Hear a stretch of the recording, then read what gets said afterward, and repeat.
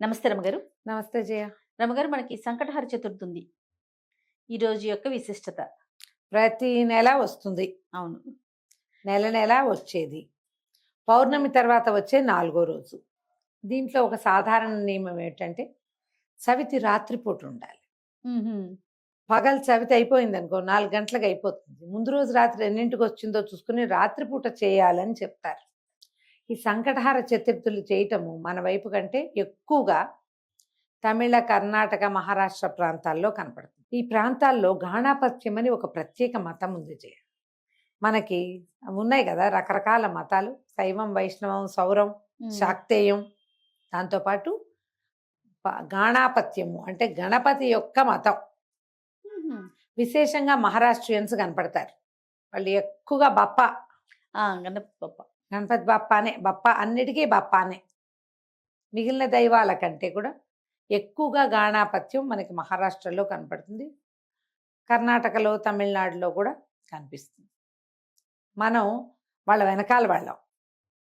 మనకు కొంత తక్కువే. మనం విశేషంగా చేసేది ఏంటి? గణపతి నవరాత్రులు, చతుర్థి చేసుకుంటాం. ఏదో చతుర్థి చేసుకోవటమే. 9 రోజులు చేయటం కూడా క్రమంగా మనం ఈ మన స్వతంత్రోద్యమం తర్వాత చేసుకోవడానికి విశేషమైన పండగలు సామూహికంగా చేసుకోవడానికి కావాల్సి వచ్చి అట్లా అట్లా అట్లా అట్లా పెరిగాం. క్రమంగా ఏంటంటే మనం అన్ని రకాల పద్ధతులు కొన్ని నేర్చుకుంటున్నాం కదా, విశేషమైనవి, మంచివి. ఎక్కడితో కాదు, మన కథలో ఉంది ఎలాగూ. అవును. అందుకని ఈ సంకటహార చవితిని చేసుకోవటం ఒక విధానంగా ఇప్పుడు మనకు కనిపిస్తుంది. ఇంతకు ముందు కూడా మనం ఒకసారి చెప్పాం, మళ్ళీ ఇంకొకసారి చెప్పుకుంటున్నాం. ఇదేంటంటే కృష్ణపక్షంలో వచ్చే చవితి. మామూలు చవితి ఎప్పుడు వస్తుంది? భాద్రపద శుక్ల చతుర్థి ఆ! కదా. కానీ ప్రతి నెల వచ్చేటువంటి కృష్ణ చతుర్థి నాడు సంకటాలు తొలగిస్తాడు వినాయకుడు. అసలు చవితి అంటేనే వినాయకుడిది అవును. కదా. నెలలో ఏడాదిలో 24 చవితులు వస్తాయి. అందులో ప్రధానమైన చవితి ఒక్క శుక్ల చవితి. శుక్ల చవితులు వదిలిపెట్టేది.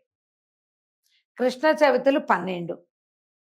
మనము మా పిల్లలకి చదువు రాకపోయినా, బుద్ధిమాంద్యం ఉన్నా, మాటలు రాకపోయినా, చెప్పుడు మాటలు విని చెడిపోతున్నా, మన మాట అస్సలు వినకపోయినా, ఎందులోకి వెళ్ళాలి, ఏం పని చేయాలి అన్న అవగాహన, తెలివిడి లేకపోయినా గణపతి ఆరాధన చేయవచ్చు.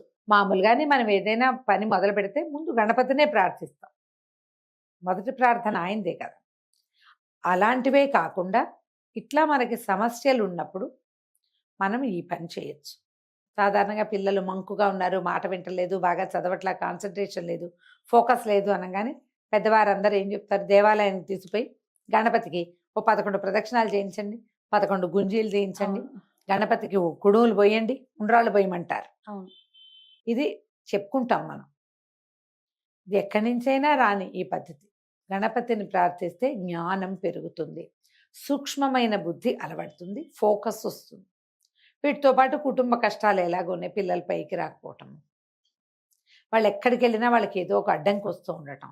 ఇప్పుడు వాళ్ళు ఎవరికైనా మన పిల్లలకి అడ్డంకి వస్తే మనకు వచ్చినట్టే అది. అంతే కదండి. తల్లులు ఎక్కువగా ఇవి చేస్తూ కనపడతారు. కుటుంబాల్లో చేసుకుంటారు, ఎవరైనా చేసుకోవచ్చు. దీనికి ఆనమాయితీ కావాలి, ఆను కావాలి లేదు, హాయిగా చేసుకోవచ్చు. దీనికి చేసుకోవడానికి పెద్ద పద్ధతి ఉంది, సింపుల్ పద్ధతి ఉంది, ఈజీ పద్ధతి కూడా ఇంకొకటి ఉంది. 3 చెప్దాం.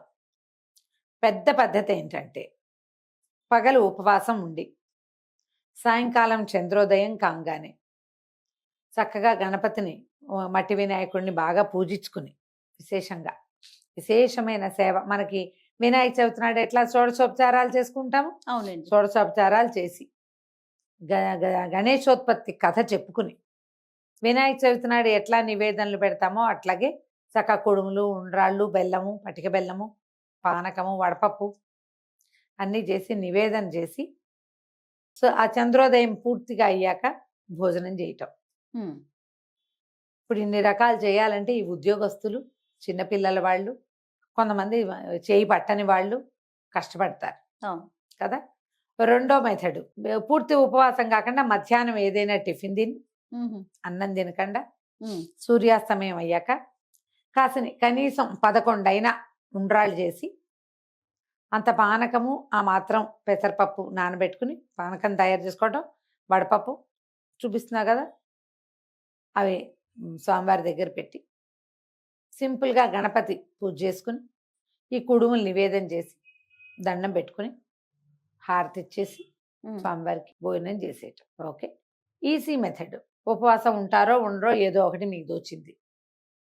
సంకటహర చతుర్థి నాడు సాయంకాలం గణపతి ఆరాధన జరిగే ఏ దేవాలయానికైనా వెళ్ళిపోయి అక్కడ అష్టోత్తరమో ఏదో పూజ చేస్తారు, అది చేయించుకుని హారతి ఇచ్చే వేళకి చూసి దండం పెట్టుకుని ప్రసాదం పెడతారు, పుచ్చుకోండి. సంకటహర చతుర్థి నాడు ఇలా కూడా చేసుకోవచ్చు. ఓకే, మీరు ఏది చేయగలిగితే అది చేయండి. ప్రతి నెల వస్తాయి. దీనికి ఈజీ మెథడ్ ఏంటి, మన దగ్గర ఒక క్యాలెండర్ ఉంటే క్యాలెండర్లో వాళ్ళే బుజ్జి వినాయకుడు బొమ్మ వేసి కనపడుతుంది. మీరు రౌండ్ ఆఫ్ చేసి పెట్టుకోండి. గ్రీన్ కలర్ తోటో రెడ్ కలర్ తోటో గుర్తుంటుంది. ఫోన్లో పెట్టుకోండి, లేకపోతే రిమైండర్స్ పెట్టుకుంటాం కదా, ఈరోజు సంకటహర చతుర్థి అని అదే మనకి తట్టి లేపుతుంది పొద్దున్నే. ఈ విధానాల్లో మీరు ఏది కుదిరితే అది చేసుకోండి. దీంతో పాటు మంగళవారము చవితి సంకటహర చతుర్థి వస్తే అంగారక చతుర్థి అంటారు. అది చాలా మంచిది. అది ఇంకా విశేషమైన ఫలితాన్ని ఇస్తుంది. సంవత్సరంలో 1-2 సార్లు రావచ్చు. ఈ ఏడాది ఇంకా మన క్యాలెండర్ చెప్తాం కదా, అప్పుడు చెప్పుకుందాం ఆ సంకటహర చతుర్థులు ఎన్ని ఉన్నాయి, అంగారక చతుర్థి వచ్చిందా లేదా అనేది చూసి చెప్దాం. ఓకే, జనవరి 1 తర్వాత క్యాలెండర్ చేస్తాం కదా ఒకరోజు, అప్పుడు చెప్పచ్చు. ఎప్పుడు కూడా చవితి నాడు ఉపవాసం ఉంటే మీరు సంకటహర చతుర్థి స్వామిని పూజించాలి అన్న ఆలోచన ఉంటే మొదట నోటికి తాళం వేసుకోండి. వారిని దుర్భాషలాడద్దు. గొడవకి దారి తీసే ఏ విషయంలోకి మీరు వెళ్ళబోకండి. ఈ జ్ఞాపకాన్ని పాటించండి, మర్చిపోవద్దు. ఈ నియమం ఉండాలి. ఉండి మనం చక్కగా పూజ చేసుకోవచ్చు. నేనైతే మధ్యలో అదే పాటిస్తాను జయ. 99% నేను పగలు ఏదైనా కాస్త కొద్దిగా తిని మధ్యాహ్నం భోజనం చేయను. చిన్న టిఫిన్ ఏదైనా తిని మార్నింగ్ బ్రేక్ఫాస్ట్ చేస్తే ఇంకా లంచ్ లేదు. సాయంకాలం వేసరికి ఉండ్రాలు చేసేసుకుంటాను. చేసేసుకుని నాకు రుణహర్తృ గణపతి స్తోత్రం ఉంది. గణపతి ద్వాదశ నామావళి, షోడశ నామావళి ఉన్నాయి. ఈ 3 రోజువారీ చదువుకునేవి. అందులో ఒక మంత్రం వస్తుంది రుణహర్తృ గణపతి స్తోత్రంలో. ఆ మంత్రాన్ని ఎక్కువ సార్లు చేసుకుంటారు. దండం పెట్టుకుని స్వామివారికి నివేదన చేసేసి పంచోపచారాలు చేసి గంధం పుష్పం సమర్పయామి చేస్తాను. ఈ నివేదన చేసి హారతి ఇచ్చి ఉండ్రాళ్ళు చక్కగా ఖర్చు పెట్టి వినిమయం చేసి రాత్రికి వంట చేసుకుని భోజనం చేస్తాను. అసలు 3 వంతులు పెద్ద వంట కూడా చేయటం లేదు, కుడుములతోటే గడిపేస్తా కూడా నేను. అవి ఎక్కువే అవుతూ ఉంటాయి కాబట్టి నేనైతే ఇదే పాటిస్తా. అవకాశం కుదిరి ఏదైనా గుడికి వెళ్ళగలిగామంటే మరీ మంచిది. చక్కగా దేవాలయంలో స్వామివారికి హారతి ఇస్తారు, మంగళ నీరాజనాలు ఇస్తారు, అవన్నీ చూడొచ్చు. ప్రసాదం అక్కడ చేస్తారు, స్వామివారి నివేదన చేయబడుతుంది కాబట్టి అది తెచ్చుకుంటే ఇంకా మంచిది. మీకు ఏదైనా సమస్య, బుద్ధికి సంబంధించిన సమస్యలు, అనారోగ్యాలు, మానసిక సమస్యలు ఉన్న వాళ్ళకి తప్పకుండా సంకటహర చతుర్థి పనిచేస్తుంది.